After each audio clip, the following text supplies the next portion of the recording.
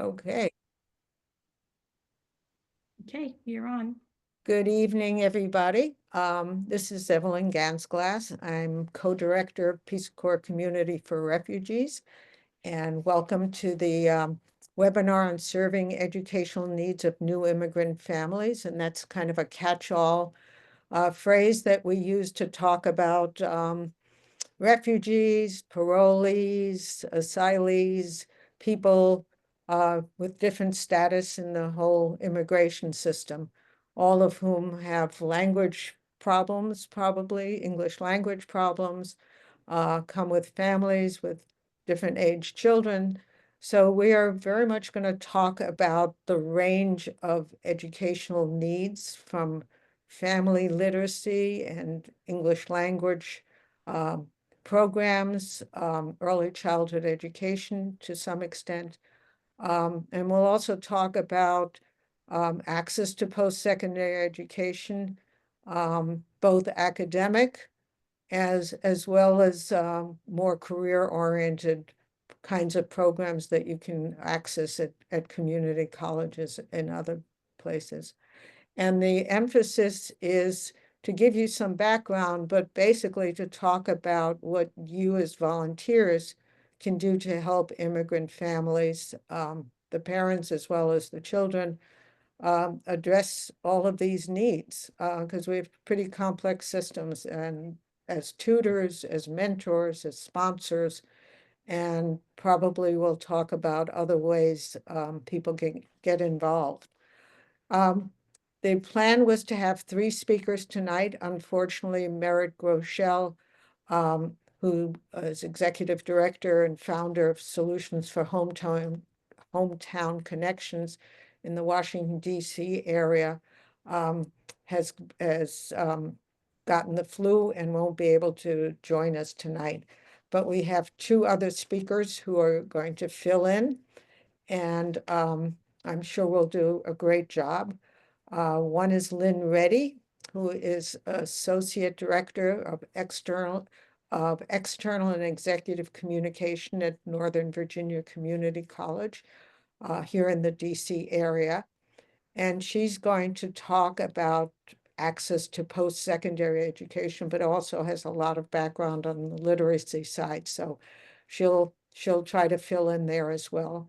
And Michael Morsches, who's Dean of Learning Enrichment and College Readiness at Moraine Valley Community College near Chicago.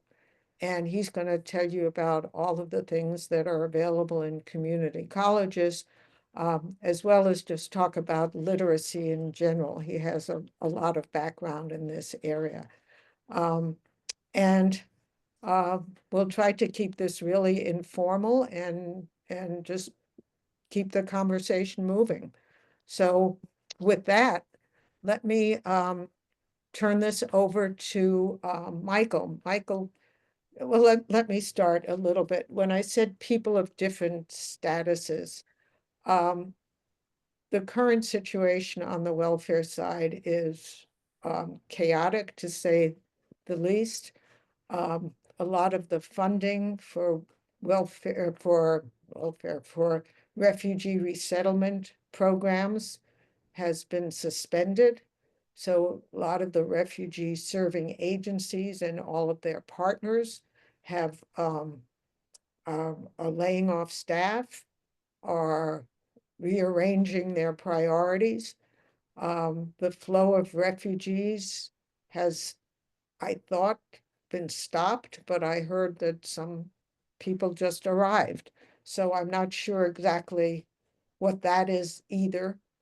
And then there are people in various stages of being here in the first 90 days when refugee agencies really provided the most support for them, some financial assistance, enrollment in uh, SNAP, in um, Medicaid, in helping them get housing, helping the kids get into school, helping the adults with English language instruction.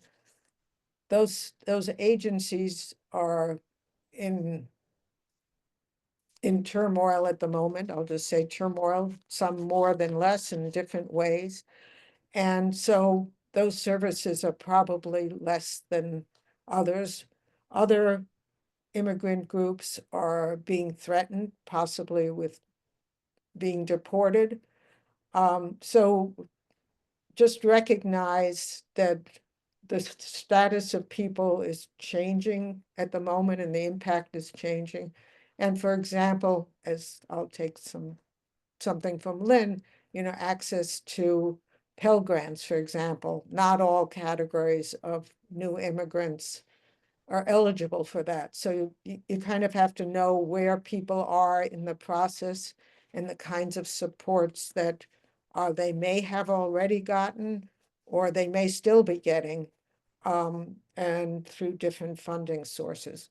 So what we're going to say is based on years of experience with all of these issues, but in a very rapidly changing environment. So let me turn it over to Michael to kind of start maybe with just literacy in general, family literacy, ESL, instruction, and talk a little bit about what community colleges have to offer, and then Lynn can pick up from there. So Michael. Hey, hello, everyone. I had a really unique baptism into adult literacy. I was a Peace Corps volunteer in Jamaica that was supposed to be teaching at a teacher's college. And when I got there, it was closed. They couldn't find me anything, so they gave me a bus ticket to Montego Bay to look around. That was fun. I stumbled on an adult literacy program, actually. And that's what I ended up doing for the next 2 years. I taught for a year, and then I became a field agent, setting up classes and training teachers. And I was really glad that I had that experience about it. They used the Laubach literacy method in Literacy Volunteers of America. They used different resources. But when I returned to America, I had the opportunity to supervise a pilot for one of the first AmeriCorps programs when they changed it from Vista to AmeriCorps. And we did a family literacy project. And in a nutshell, the thing that I had coming from the training that I received was I really needed to put the focus, we needed to put the focus on the adult. Because the knee-jerk reaction sometimes with family literacy is just to teach them lap reading. But some of them can't do lap reading. So we really worked with we had a tutor with the adult, really found out where they were, what they were working on literacy-wise. Then we brought the children in and we created a game that fit the adults' skills. It could have been just putting magnet letters and making simple words on the refrigerator. So we trained the adult, another volunteer worked with the children. Then we brought them together and watched them interact, make sure that was okay, and then sent them home with the activity. But that was the real lesson, to make sure it wasn't just lap reading. Whatever it was, no matter how simple their lessons, there was something we could develop for a family activity there. And that was really crucial for some of our immigrant families, because where they came from, they had really solid family structures until whatever war or whatever dislodged them. But here they didn't have a central thing to do besides eat. So this 1/2 hour or 1 hour activity really gave them some stress release and some fun activities that they could do together. We're lucky in Illinois as a community college that Illinois is a state where adult education programs are housed in community colleges. That's not always the same. Sometimes it's high schools or other locations like community centers. We have a very strong ESL program. Our governor is pretty fiercely dedicated to federal and state funding combinations to work with adult literacy. And if the federal money goes away, I think we'll have matching. But we have 5 levels of ESL. So we start at the very basic level. These are free for students. And we also have Spanish GED. We have GED, but we also have Spanish GED. So a lot of our students that come in can work immediately on that. And then we found out that the ESL levels were not enough. We have a conversation group that happens face to face and one online, where they just come in and it's not a class and they can work together. And the interesting thing there is it's not so much the conversation they get, but getting out of their language bubble, meeting other immigrants, other students who speak other languages, and starting to communicate with them, meet with them, do things with them, and not just going back home in their native language. Once our students get to level 3 of ESL, they can take special bridge programs. These bridge programs are right before our college programs. So for instance, we prepare them for BNAT, phlebotomy, farm tech, those kinds of programs. So they do that for 2 semesters. They get a competitive edge on the direct admit students who are coming in and have access to some scholarships for their college. For other students, we have a weekend training where they can become caregivers and they can work in nursing homes. And just to wrap this up quickly, we do lots of other things like citizenship classes if they're moving in that direction. And then we do have a network of literacy volunteers for those students who have shown some commitment that they're coming. We don't automatically hand them to literacy volunteers because if they start coming, we could lose the volunteer. So we really try to triage and offer quite a bit there. And I'll stop there because there's other things I might mention later. Well, can I just, so where would a volunteer around the country, what kind of, do they just call up the community college and say, we want to volunteer? And what kinds of things do you have the volunteers do? What, you're muted.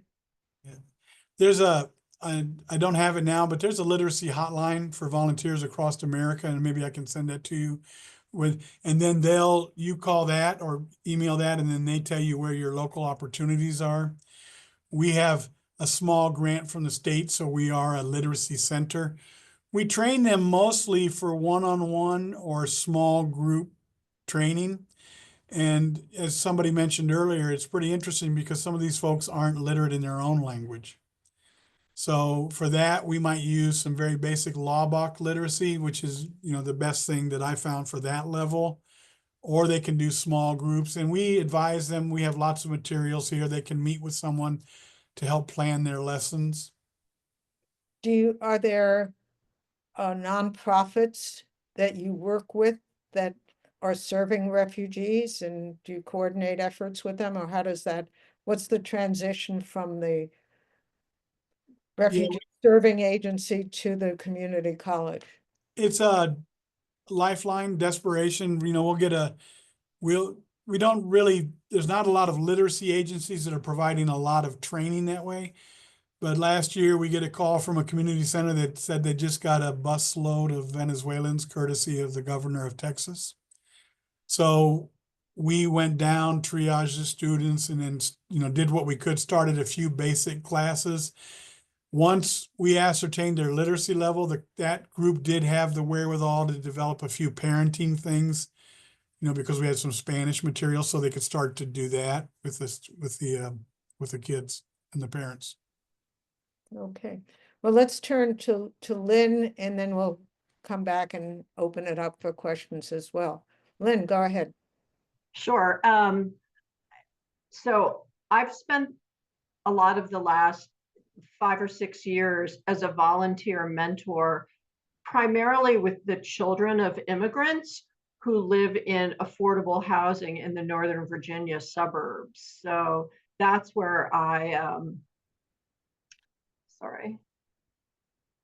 that's kind of where I started developing a little bit of knowledge. I would hardly say I'm an expert here, but I felt very strongly that a lot of these kids without, kind of extra help wouldn't be able to navigate what's an incredibly complicated college admissions process. I think anybody who has a child, has a grandchild, knows someone who has a college age or high school age child, sort of probably has some appreciation for how many moving parts there are in the whole college admissions process. It's a little bit easier for students who think they're going to go to community college, and probably for refugee students who have at least a few years of education in an American high school, because that at least gives them access, theoretically anyway, to some advising through their high school. It will give them an American high school transcript, which is really important to colleges and can really be a stumbling block if an older refugee student arrives with either some college experience in their home country or elsewhere, or wants to, begin college here, but for whatever reason doesn't have access to a transcript. So that's just sort of one little piece of the puzzle. But I think my guess for anybody who would like to do some volunteer work with refugee high school students, I think probably at least some high schools have relationships with nonprofits that work with those students. So for instance, I know there's a high school in the district that I think through its library kind of just stood up its own college access program. And English, I think 11th and 12th grade English teachers kind of selected students they thought would, were sort of college material and, would benefit from some one-on-one support through the admissions process. And so they recruited tutors. So, if you called your high school and asked, like, do you have a program that that provides that extra kind of one-on-one or small group support for college-bound students, either they could have one, or they might be able to give sort of a potential volunteer a push in the right direction.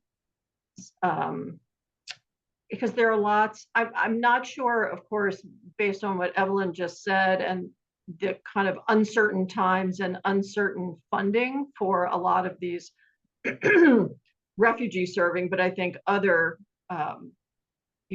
other small nonprofits that work with high school students, they may, I think they're just losing capacity right, left, and center.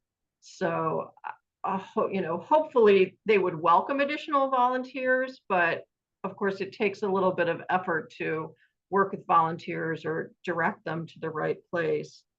So, it's kind of a hard time for, there are a lot of considerations. The one refugee student I worked with most recently was a very strong student. And I kind of felt that there had to be an American college somewhere that would accept her and that would, offer her a scholarship that would really enable her to, to attend.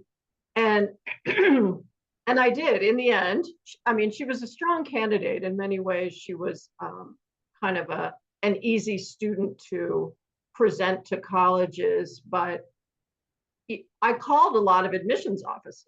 So sometimes you can just pick up the phone and say, I know a student, they're kind of, they have some, maybe their English language skills aren't quite up to par, or maybe they're struggling to get a transcript, or maybe, they haven't been able to take a standardized test because they're, they don't have reliable access to the internet, and a lot of times, admissions officers will, they're always very nice, and sometimes they'll really kind of work with you. And if they're not able to help the student you're sort of calling about, they sometimes have other ideas.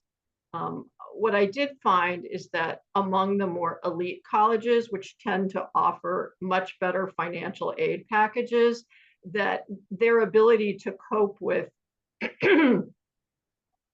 a student who doesn't have a transcript, or a student who's older, who's not like a traditional college age student, was not all that terrific.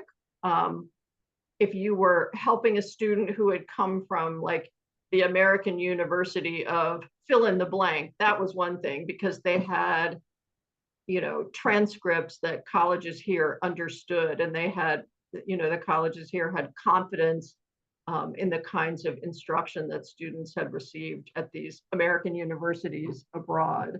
So that, you know, I think those kinds of refugee students tend to be in a stronger position to come to, you know, a top school and receive sort of full funding. I work at a community college now, and I will say it's, you know, the application process, it's not nearly as complicated. You know, you're not writing essays, you're not having to worry about recommendations and access. You know, community colleges were created as open access institutions. So, so getting in is a lot easier, but what's also often the case is that they're pretty under-resourced.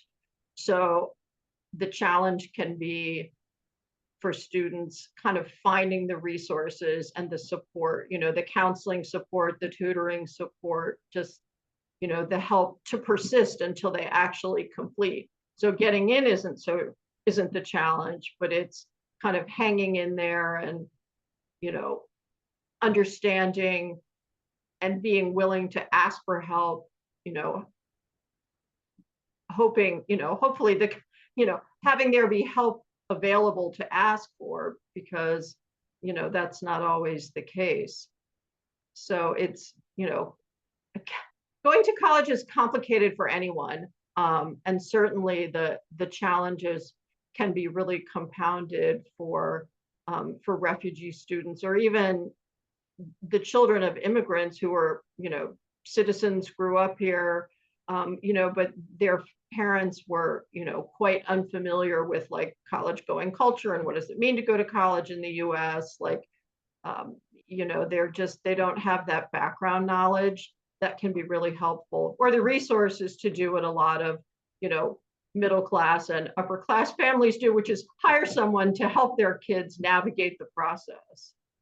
So, but it's kind of, on the other hand, I think it takes just persistence. Like, it's not rocket science. It's just sort of being willing to look at websites, make phone calls, like, and just feel like there has to be some place in the big United States that's going to, you know, accept this refugee student, or any student really. So, you know, you can learn how to, you know, how to make it work.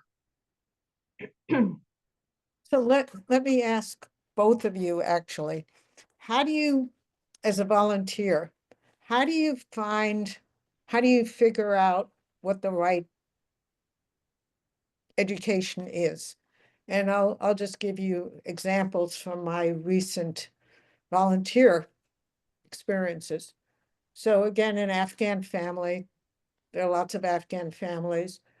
You know, the son on paper completed high school in Afghanistan, so didn't have English, had very little English, but the high school said, oh, they've completed, so now it's up to the college level.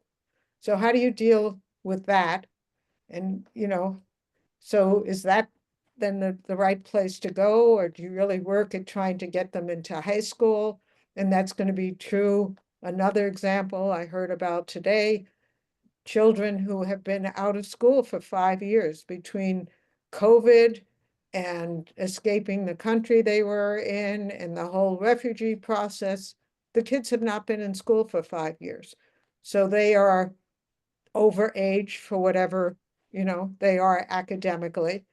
And, you know, how as a volunteer can you give advice about that? And then there are, you know, adults who may have had finished high school or not, or, you know, there's no equivalency in some of the educational systems. How do you help families figure out where they should be going? And then there's always the cost. How do you pay for any one of these options?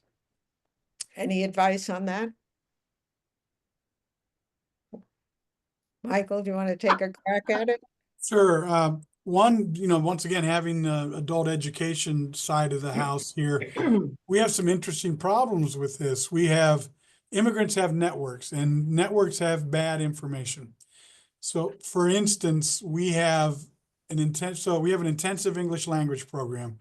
It's not free ESL, but it's really made for that Afghan student you're talking about. But that Afghan student has friends that say, don't do that, go to the developmental ed, because remember, we have American students, first language people that aren't ready for college. Say what developmental ed is, I know, but. Yeah, it's developmental education is math, reading, writing for those students who come out of high schools who aren't quite ready. So they hear that that's a better, and they just get creamed over there, and it's hard to move them back over to that program. So we've had to change our policies and become more intrusive. And the second thing I'll say that, once again, we've got a lot of communication between our free ESL and GED programs and then our transfer and dev ed. So we really try to encourage them to go to take up everything free that they can that gets their language somewhere in the neighborhood before they have to worry about finding money and other resources for college. You have any comments, Lynn? Yeah, I think in the case of the younger person who maybe completed high school requirements in Afghanistan and the high school here said, oh, you're done. I think I would have said, I would have pushed to have the student admitted to at least a year of high school. It can be so technical. Like, I'm just not sure why they would accept a transcript from Afghanistan that, like a high school in Afghanistan, that probably wasn't validated by a third party.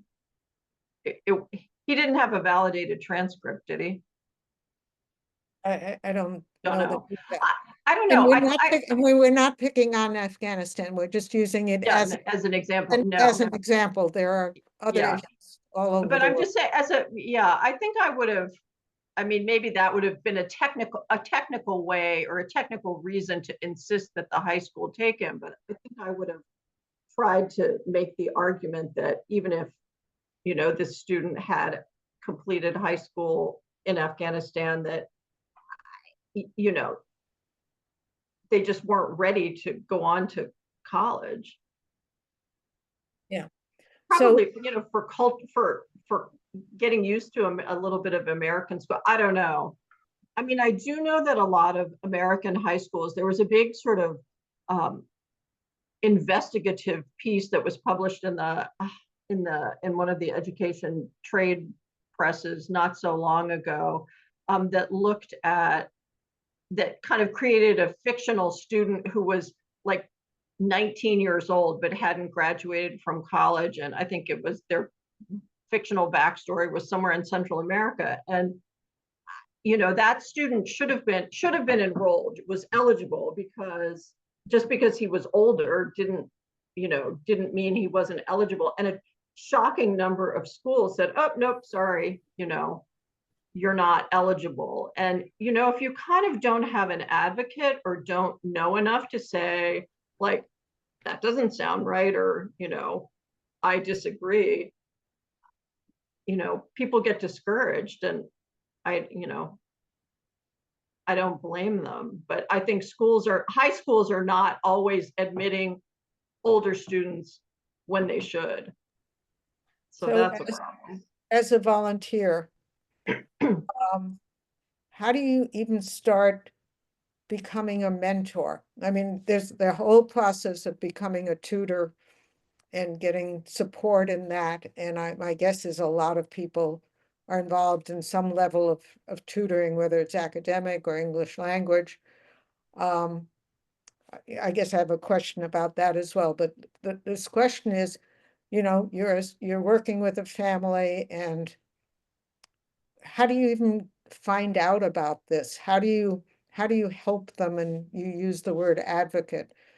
Can you talk a little bit about the role of an advocate and how they can help families who don't have a clue? I mean, these poor people just showed up, right? They don't have a clue about all of this. Americans have a hard enough time, but if you haven't been here, How would you know? What can you do as an advocate to help them? I know in Arlington County in Northern Virginia, the school system kind of recognizes someone who would call themselves a family advocate. Now, I had an issue with a student I was mentoring, not a refugee, but there was some sort of mix up about like her paperwork, and she was supposed to be a senior this past fall, and the school system, said, oh, no, you've fulfilled your graduate. This is another, you've fulfilled your graduation requirements. You can't come back to school. And so I thought, this can't be right. And so I called around, and this is where you just, I'm not a designated advocate. I'm not, this was a student I had been matched with to, sort of give her some, college mentoring and advising. But when this happened, I just thought, this can't be right. So I called the central office and said, I'm mentoring this student, and here's what's happening. And the person I talked to, and, I think I was lucky because the person who answered the phone was like a retired principal who was volunteering. And I think there's a lot of serendipity, unfortunately, in some of these situations. But she said, oh, set up a meeting with, I forget who exactly, and, say you're the family advocate, because family advocates can like come to meetings like this, and you can ask for, a better explanation about why she's not being admitted to high school again. So, I mean, I was matched with this student through a program. I didn't just sort of find her.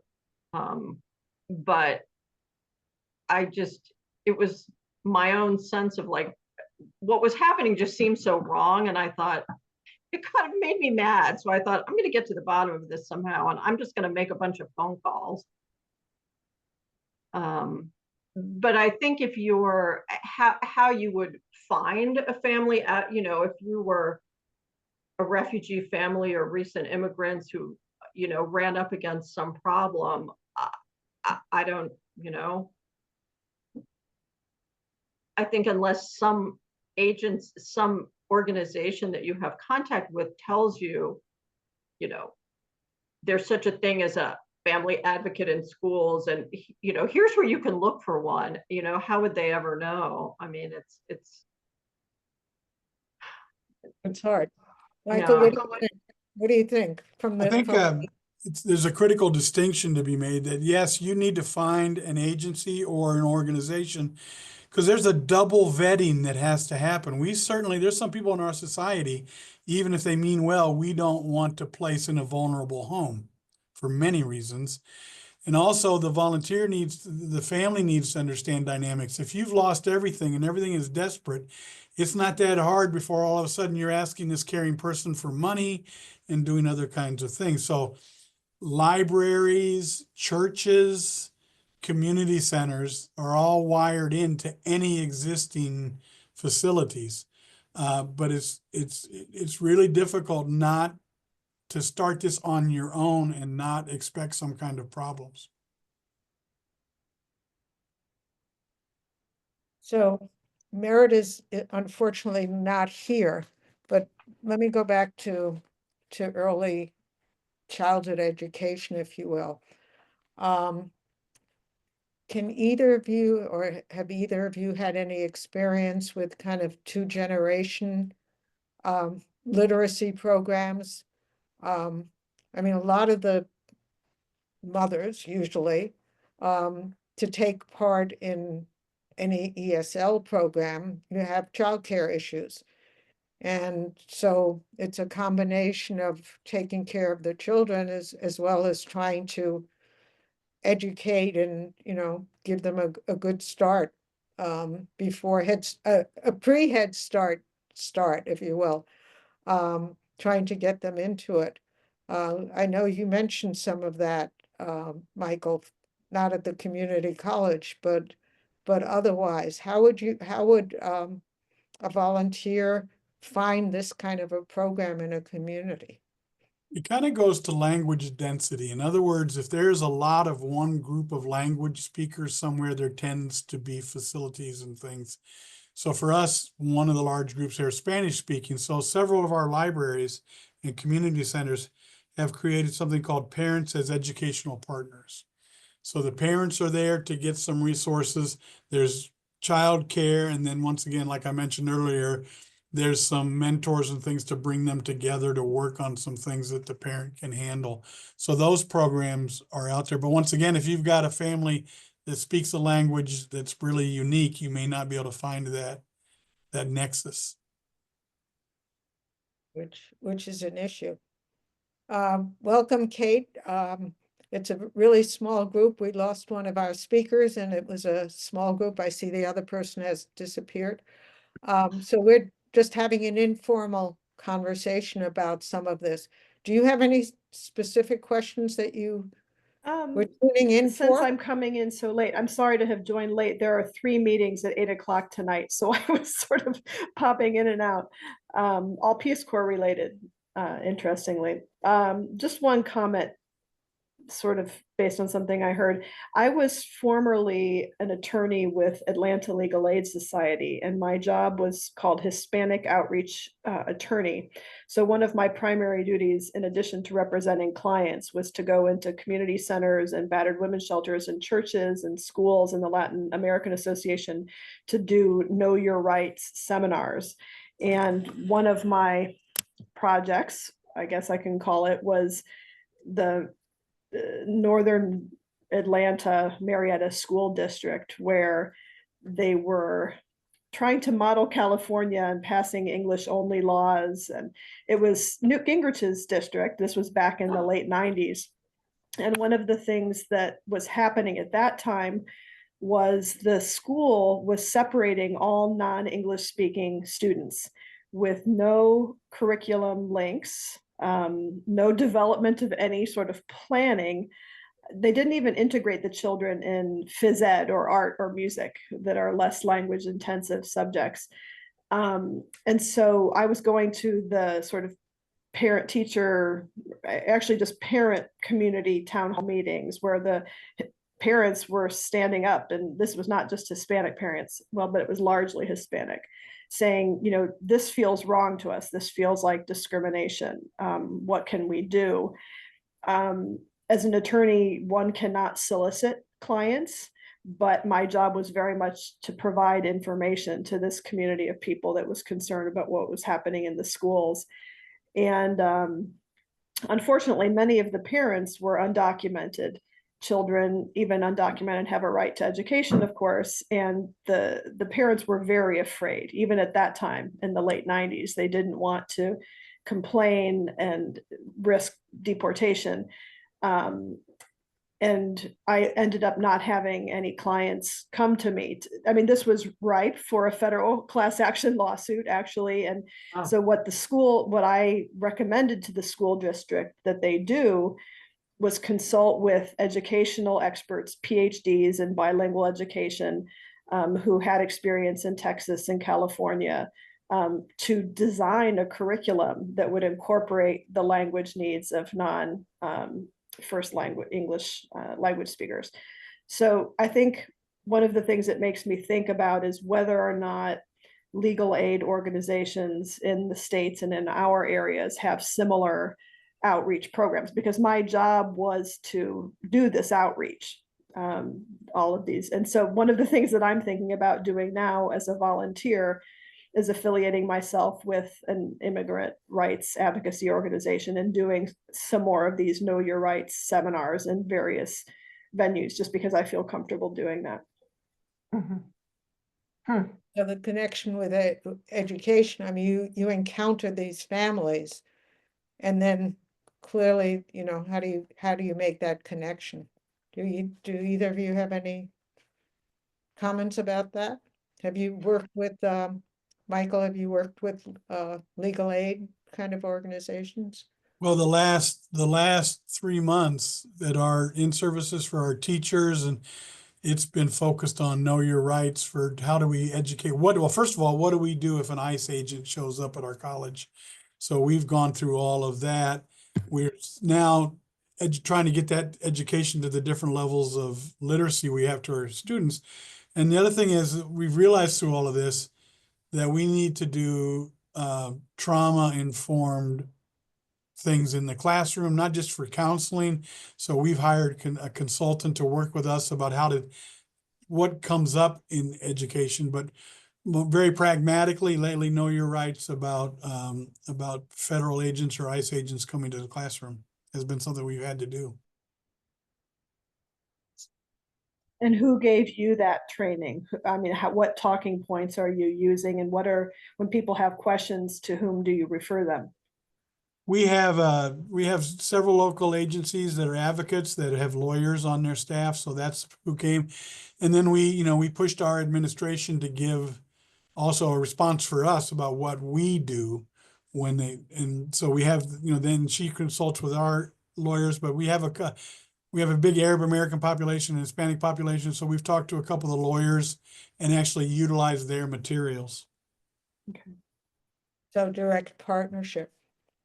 Okay, let me move to two other things. We have a little bit more time.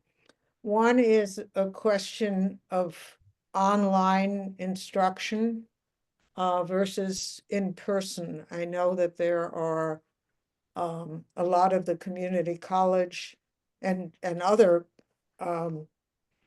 low-level educational levels, I mean ESL levels, are online. Do you have any thoughts about online discussion groups, studying versus in person? What seems to work better for populations that are new in this country, who are traumatized, who don't have recent educational experience? I think I'm going to pass to Michael on this one. Well, I'll say this, for anyone with a language deficit or skill deficit, online is never optimal, period. So but some people can't access another way. We were fortunate. We leveraged our COVID funding to be able to provide laptops for our ESL students and immigrants. Oh, Of course, that's then we were great. told to go get them back, and we just Oh. we pretended we didn't know where they were, because we weren't going to get them back, and we weren't going to send them to collection agencies. But we had the wherewithal to give them that. Some of our libraries provide them free space to use the internet. We provided some areas in the college to do that, but it's never optimal, ever, ever, ever, for this group. We also have a conversation group that goes online, but that tends to be more intermediate students. Where they're working and then part of the day they have a community chat as well. One thing we do, These students are also isolated, so getting to meet, as you said, getting to meet other students, whether it's teenagers or adults, is important to get them connected. and out of that language bubble, as I mentioned, we have one thing we do. Sometimes we can't find help for the kids, but just a simple thing like having a conversation group on a Saturday, because mom can come then and dad, he's not working, he can stay home with it. So I have a lot of mothers in my Saturday conversation group. And sometimes they can bring the kids too, if the kids understand how to behave. But I think the biggest issue right now is assuaging their concerns about deportation, understanding clearly that we are not aligned with those kinds of activities or philosophies, and we're starting to get a little bit of ebb and flow back to our programs. So people actually stop coming because of fear. A real issue. What we really haven't spent much time on at all is kind of the school to career kinds of programs. Maybe Michael, you can talk about that, different levels of them, how you qualify, how you pay for them. A lot of people come to this country who may have been doctors, lawyers, Indian chiefs, whatever, and have to get recertified, that have to change careers completely, have to become paralegals or, paraprofessionals in whatever field they were in before. How would a volunteer go about advising, I'll say a refugee, a new immigrant, about all of this? I think the first thing that the volunteer will need to learn about FERPA, What is, Family Education Rights Privacy Act. I can't talk to anybody, even if they say that they're parents or advocate, unless they sign this waiver. So I think if they're prepared, if they have a status of some sort, significant status with the student, to go down to the community center. I mean, to the community college or whatever, but then the college is going to ask them to sign this waiver. It's like the version for HIPAA in medical. And once that happens, they can get lots of access. They can accompany to advisors, counselors, orientations, and programs, and we welcome that. But they have to understand that they've got to do that waiver. well, let's take somebody who was in the legal field, whether they were lawyers or in the legal field in their home country, and then they want to start here as a paralegal. How would they go about finding this kind of program? And how do you pay for it? How do you pay for these kinds of programs? Is there, are Pell Grants available? In Illinois, is there state funding available? Are these expensive programs? How, what options are there for people who need to find a new career in this country? The first thing to understand is not everybody has to be recreated. I was kind of surprised. If you come to a community college, especially one that has an international programs, they will put you in touch with people that verify documentations and do articulation of degrees. Nurses, for instance. Those are technical terms. What does articulation of degrees mean? Yeah, articulation means, well, for instance, if you're in a college in Wyoming and you move here and you said you had physics, I'll need to contact that physics department and see their syllabus and understand if I'm going to let you have credit at my college. And then you can transfer entire degrees. Especially nurses can do this pretty easily. But doctors obviously are not going to be able to do this. So once again, when you visit with a student who's interested and declares that they're interested in a community college, they have access to guidance counselors, like their advisors or counselors, who can do career surveys, who can tell them, okay, if you want to get back to where you were, this is the process, but here are some lesser alternatives, but you're still in your field, and we can tell you how much money you can make in those jobs. And then how do they pay for that training? There's not a lot of funding for immigrants. Our college does a good job because we have a foundation. So colleges have foundations that raise money for all types of students, not just students who are citizens. Another thing about a college, I know this isn't answering about money, but for instance, in Illinois, you don't have to prove you have a high school degree to be taking college classes. Mm-hmm. You do have to prove it if you want to graduate. So that's how we can kind of dual enroll some of our ESL students into those bridge courses, because they don't have to show that they've completed that until they finish the program. Some nursing programs, however, do require this documentation before you start. Virginia has a program called Fast Forward that provides short-term workforce training in what they call kind of in-demand fields. And the state will pay for 2/3 of the cost. So that leaves the student with vastly sort of less kind of, to pay for. And in some cases, there can even be financial aid available for that 1/3, the student's 1/3. The challenge in Virginia, though, is you have to be a resident for a year.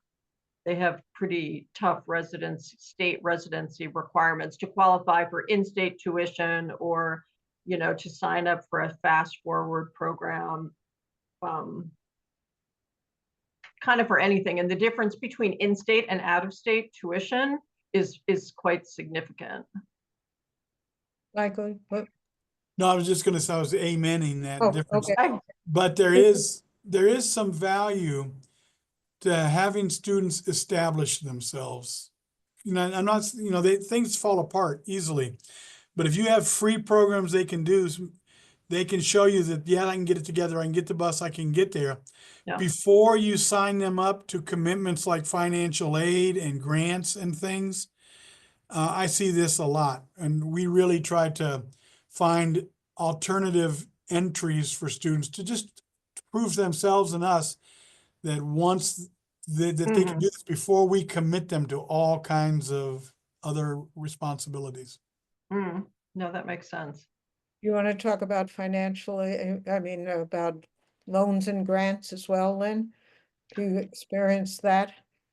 Well, The dangers of getting big loans? I mean, any loans make me totally queasy. Like, I think it's just really, risky. But, Congress has been talking for the last few years about expanding Pell Grants to cover short-term workforce programs. So, a Pell Grant is a grant, not a loan. It's you're eligible based on your income. There's no age limit. So older students who, wanted to do short-term workforce programs, if Congress expands Pell, that's kind of, an option. But, you kind of have to be buyer beware. A lot of short-term workforce programs can, not really lead anywhere. I mean, there are a million short-term like cosmetology programs, and actually a refugee student I met through a friend kind of got talked into signing up for like a like the classic sort of awful situation. She got talked into by someone in her network who said, oh, you can become a hairdresser and, there's all this financial aid and, you'll make all this money. And, she kind of signed up, and fortunately the paperwork that the college provided her had a bunch of, it wasn't really well done. So I was able to extricate her from that. But you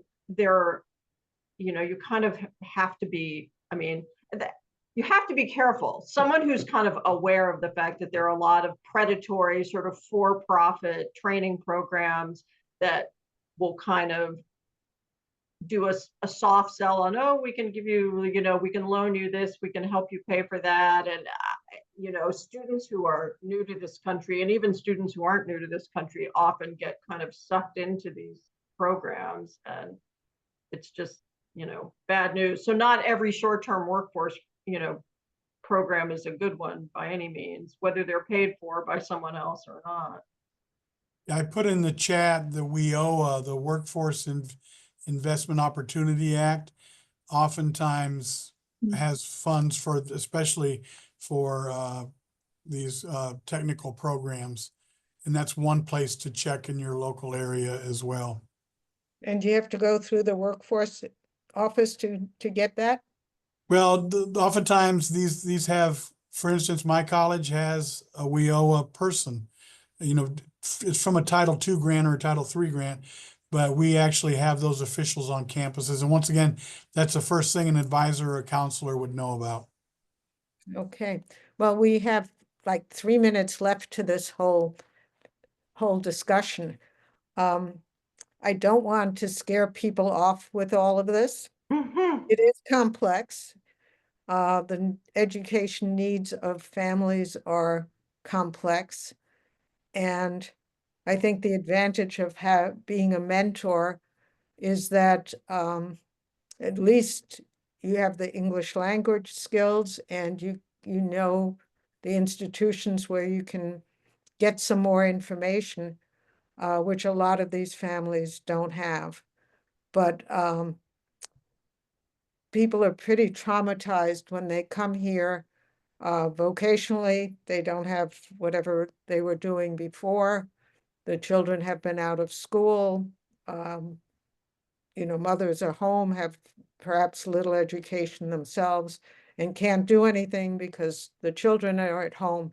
So these are all part of the whole baggage of education needs of families.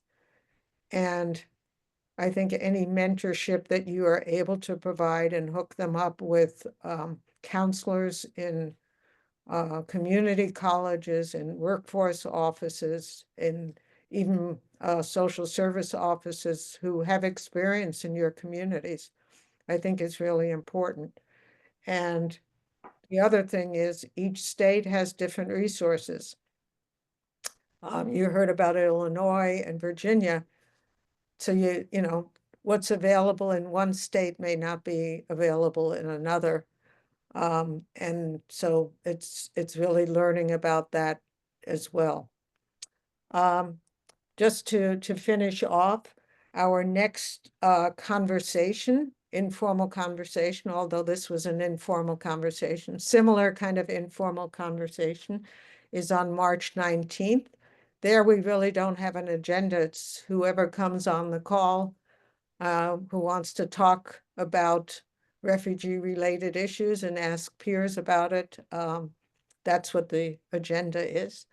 And then on April 8th, we're going to have Dan Costin come back and talk to us about federal advocacy.